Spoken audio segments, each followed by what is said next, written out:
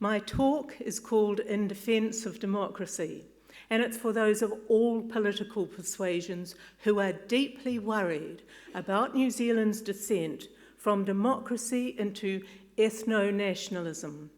I want to talk about democracy, about what it is we're in danger of losing, and what we need to do to retain our nation's remarkable 170-year legacy of democratic governance.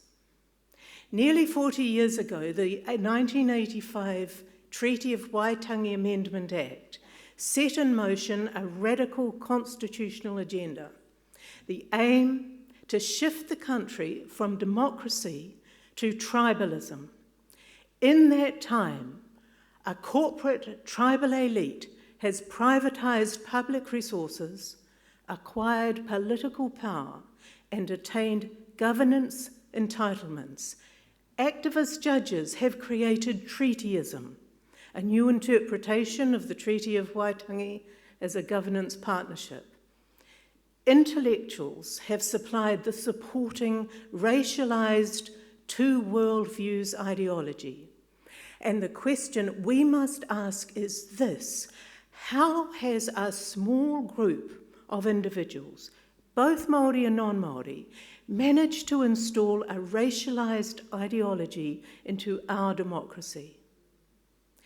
In his book, The Open Society, philosopher Karl Popper identifies those who would take us back to the past, to that closed tribal society from which we're all descended.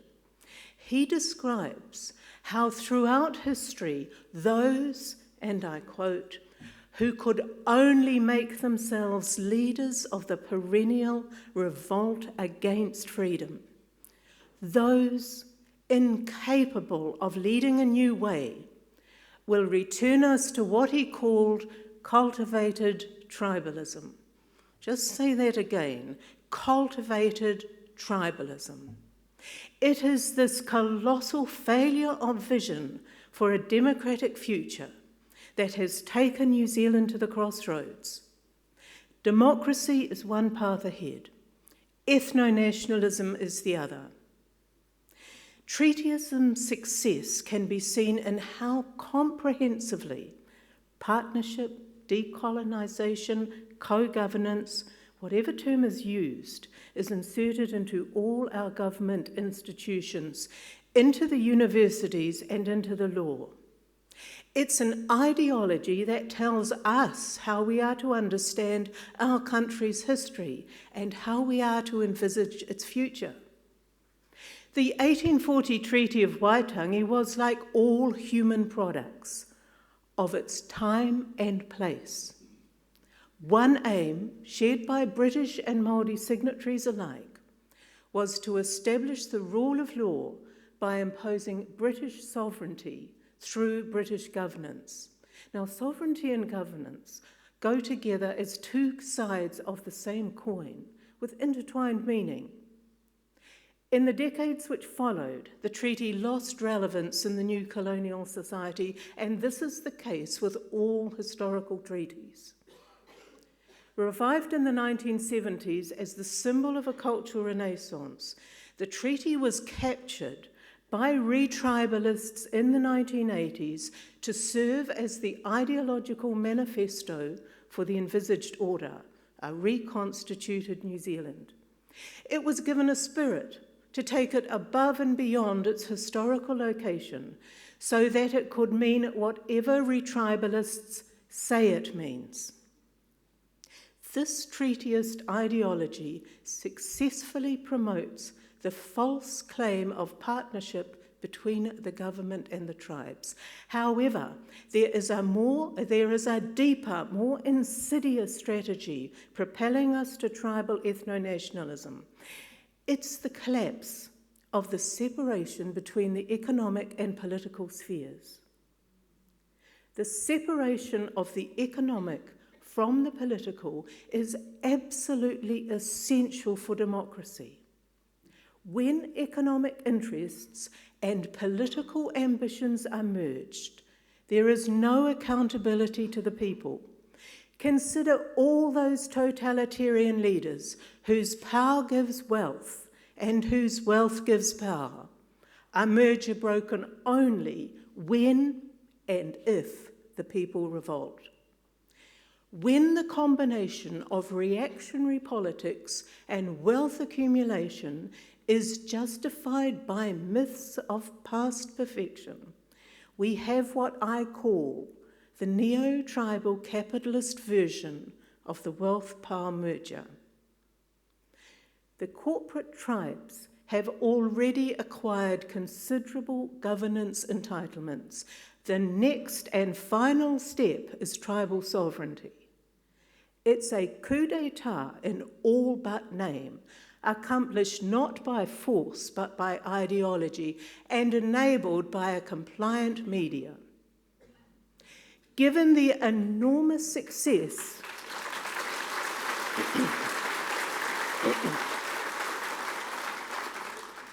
Given the enormous success of retribalism, is it too late to reclaim New Zealand from the relentless march to blood and soil ethno-nationalism?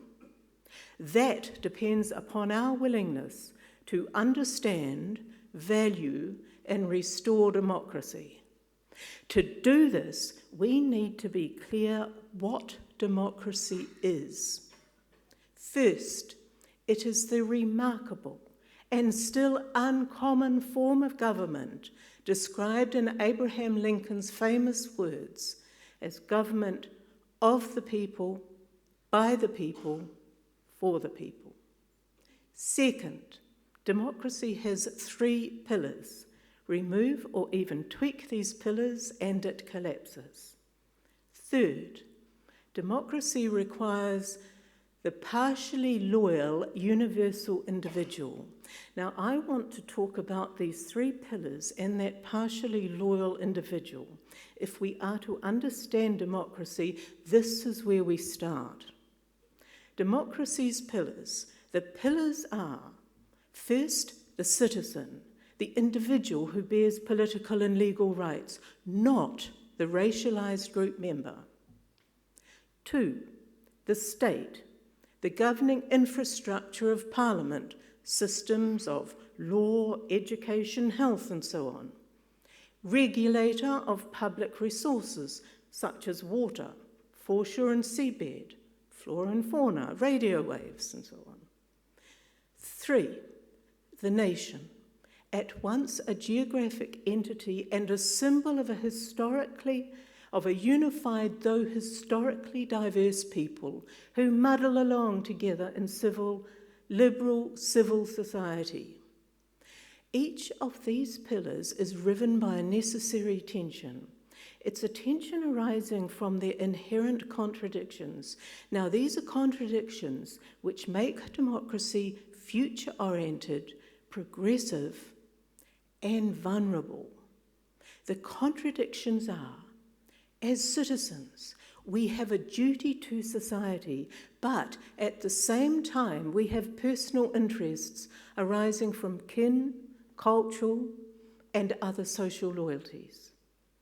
The state is simultaneously the capitalist state, generating economic wealth and inequality, and the secular democratic state, guaranteeing political equality and regulating wealth distribution. The nation is unified in facing the future, yet diverse in its past. Now, democracy is peaceful battle within and between each of these pillars. This bloodless conflict is only possible when individuals are partially loyal. So what is partial loyalty? I first came across the term in anthropologist Alan McFarlane's book, The Making of the Modern World. It intrigued me, and I've developed it further in the following way. Partial loyalty can explain what it is about the modern individual who has contradictory loyalties simultaneously, identifying as a family member, member of an ancestral group, cultural group, a tribe, religion and identity group defined by leisure interests, sexuality, and so on. Now, this is civil society. From different conflicting interests, how do we decide where our loyalty lies? Is it to New Zealand, to an identity group, to an ancestral group, to those who look like us? The idea of partial loyalty is a way into thinking about this question. Now, it's a question that someone in a tribal society, an autocratic society, or a religious society would not have to ask or be permitted to ask, because the answer is already provided. Most societies demand total loyalty. Traditional tribal societies allowed one identity, fixed by birth status and kinship ties, not open to individual choice. Loyalty was non-negotiable because total loyalty ensured the group's survival. Autocratic regimes, both past and present, impose total loyalty, not for the survival of all, but for the elite, imposed by might and ideological indoctrination. Democracies are different in a fundamental way. They not only allow partial loyalty, but require it. In a democracy, we hold many loyalties simultaneously. Family and social groups where the loyalty is personal, creating a deeply held sense of identity and belonging, perhaps to a tribe, a culture, a religion, a sport, or other type of association. And at the same time, we are loyal to a diverse society and its governing system that is not personal. Indeed, loyalty to the democratic nation is loyalty to a vision, the idea of government of the people, by the people, for the people. Now, these two different loyalties, one a deeply personal identity, the other a rational commitment to an idea, is why democracy is so difficult. It is much easier to fall back into loyalties of emotion, not reason. The ease and attraction of total loyalty favours ethno-nationalism. It is profoundly anti-modern and anti-democratic, yet profoundly seductive. And I want to turn now to talk about how we have been seduced. And this means talking about ideology. Retribalism has attacked the three pillars of democracy through the covert use of ideology. And I want to talk specifically about how this is occurring in language, education, and the media. So retribalist ideology and language. Ideologies control not just speech, but thought itself. The most successful have a manifesto, a sacred text or covenant. Mao's Little Red Book, the Communist Manifesto, the sacred texts of religion, the US Constitution's Second Amendment. These are used to symbolize a spiritual, beyond this world authority, disguising the real-life ambitions of those controlling the ideology. Since the 1980s, the Treaty of Waitangi has been developed as such a manifesto, using two highly effective tactics. I call the first the transubstantiation tactic. Here the treaty is transformed from an historical document to a sacred text. This mystical transubstantiation takes the treaty into the realm of the spiritual, from where it acquires a doctrinal authority, one to be interpreted for we common folk by a new priesthood, treatyist intellectuals.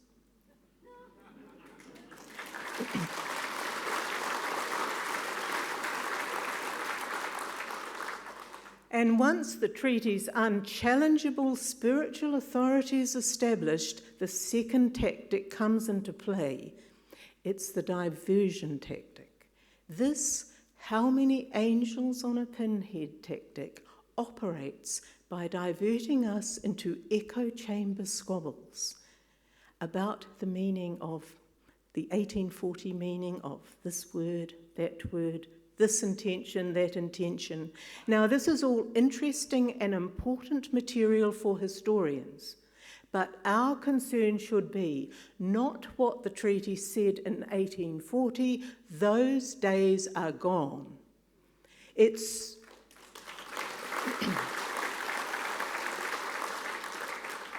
served the purpose of the time, but what it is being used to say today, and for what purpose?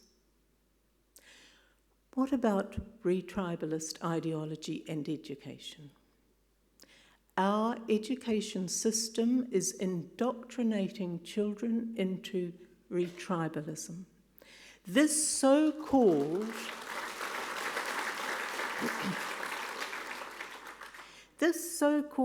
decolonisation, indigenisation of the curriculum is the method. It is a disaster. Decolonisation will destroy the very means by which each generation acquires reasoned knowledge, and in so doing, the ability to reason. I have described how this ability creates the disposition of partial loyalty that is required to be a citizen. Reasoning provides the rationalism to counter the irrationalism of total loyalty.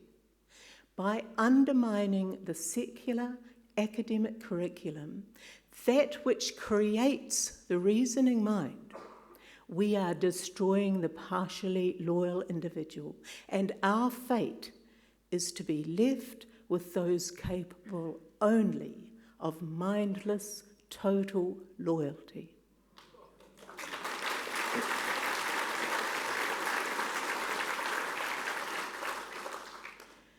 Now, retribalist ideology in the media.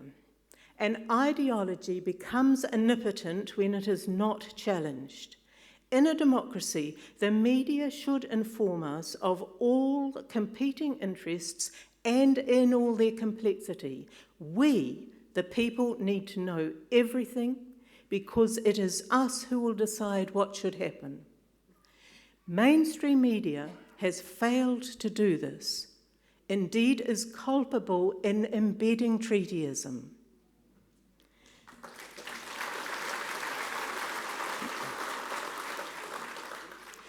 The future. Is it too late to save New Zealand's democracy? Have we already passed the crossroads?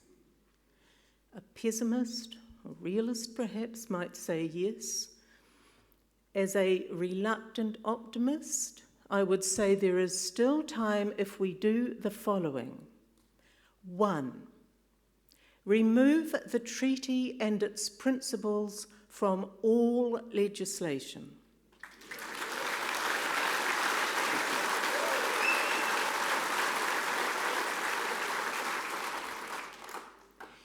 People, not a sacred deity, put these into legislation. People can remove them.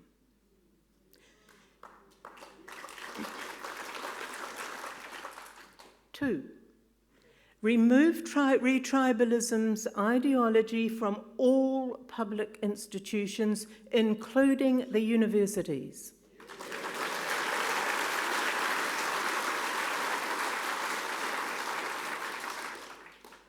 3.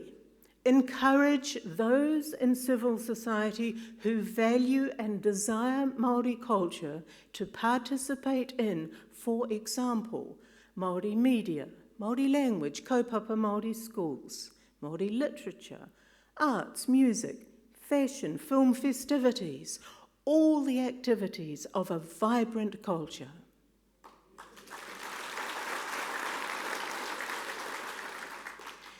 4.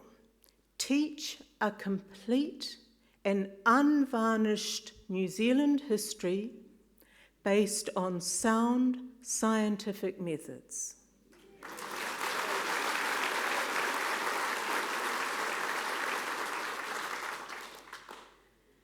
5. Allow New Zealand English to evolve organically through incorporating Māori words, not by government decree.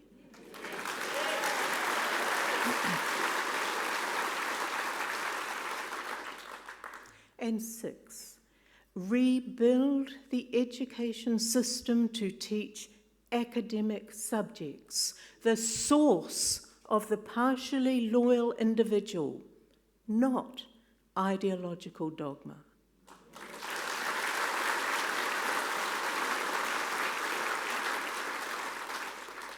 And finally, hold a national discussion, possibly over several decades, about a symbol for New Zealand's foundation. Now, I've got 4 suggestions. My first suggestion is the 1840 Treaty of Waitangi for its historical value only, not as a legal and constitutional document. Now, recent attempts to trace democracy to the treaty are nonsensical and will further embed treatyism. My second suggestion is the 1852 Constitution Act. Now, this act, with all its limitations, did establish New Zealand democracy. It set up Parliament, the workings of the beginnings of the workable state that continues today. It recognised the citizen to whom Parliament is accountable.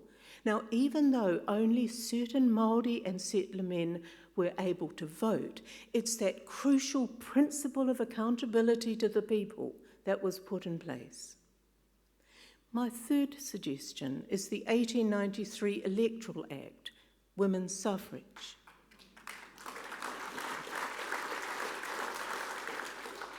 And my fourth suggestion is don't have a founding document. Do we need one?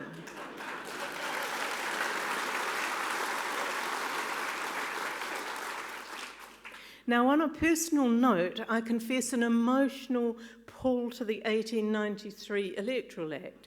For kinship reasons, one of my great-grandmothers was a signatory to the suffrage petition. However, as a partially loyal citizen, I must give full and rational consideration to the other contenders, even to argue against my own various loyalties in coming to a decision. And there is no doubt that the 1852 Constitution Act is the strongest contender because we can trace our liberal democracy to this legislation, and surely it's worth celebrating. But we may never decide on an official founding document, and that's fine, because it's the continuous, peaceful battle of democracy in action that matters. But that ongoing battle is democracy's inherent source of instability, an unsettledness that is both its strength and its vulnerability. Now, when citizens abdicate their democratic duty, when the media abandons its responsibilities, when judges become political activists, and when academics are intolerant of open inquiry, and when governments are subverted by an ideology, that is when a corporate tribal elite emerges to encircle the commons. That is to privatise what belongs to the public, to us, the people, and to govern, not in our interests, but for themselves. In this way, wealth and power are merged. Now, before moving to my conclusion, I want to make one thing absolutely clear, especially to those who will seek to distort my words. I support the activities of those in civil society who value and engage in Māori language and culture. A liberal civil society is where we meet in all our differences. Indeed, society is at its most creative when diversity is practiced and enjoyed by all. Now, to conclude, politics arises from civil society, from the various conflicting interests of people. That political civil interaction is what democracy looks like. But, and this is the crux of my argument, no interest group has the right of governance unless the people agree. Elections are that act of agreement, always temporary, with the winner always on trial. New Zealanders, both Māori and non-Māori, have not been asked to agree to tribalist governance. If we had been asked, would we have agreed? Tribalism and democracy are incompatible. We can't have both. If we wish to keep New Zealand as a liberal democracy, then as we derive our citizen rights from the nation-state, so we have a duty to ensure that the nation-state which awards those rights remains democratic and able to do so. For our country to remain a liberal democracy, we need to know what democracy is, its true value, and what we must do to restore it. Thank you.